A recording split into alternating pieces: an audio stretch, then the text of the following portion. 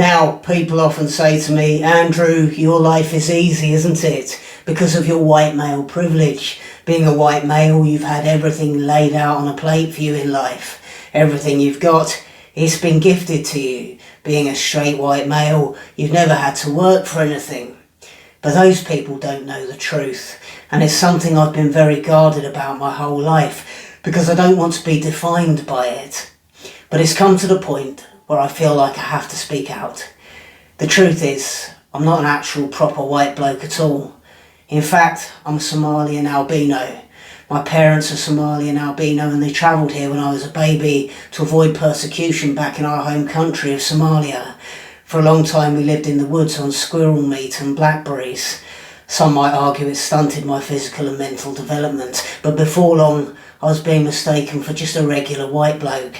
And seeing what they thought was a regular white bloke, the producers of Live at the Apollo stopped me on the street and gave me 20 grand to be on the show, despite having no experience. It was literally that easy for me, as at that time only white blokes were allowed to do comedy.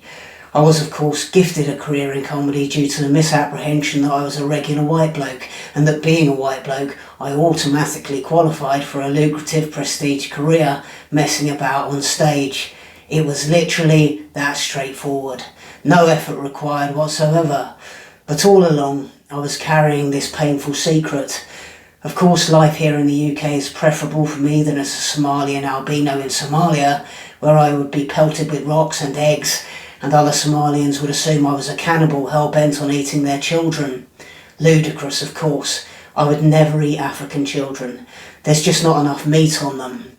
I imagine a lot of you are thinking, Andrew, why have you decided to come out as a Somalian albino former child refugee at this point? Well, in many ways, life as a Somalian albino is no better in Britain than it is in Somalia. In Britain, I am of course perceived as a ginger bloke. Gingers are, as you know, the world's smallest minority group and terribly oppressed. I'm speaking out because it's time gingers enjoyed the same protected status in the UK as other persecuted minorities. Brown people, black people, gay people, trans people, disabled people, fat pigs and women.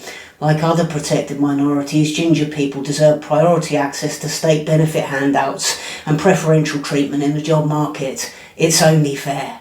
And on an individual level, if you want to support Somalian albino former child refugees, you can do so on my Patreon page, link beneath this video. Put your hand in your pocket in the name of equality, and don't forget to be kind.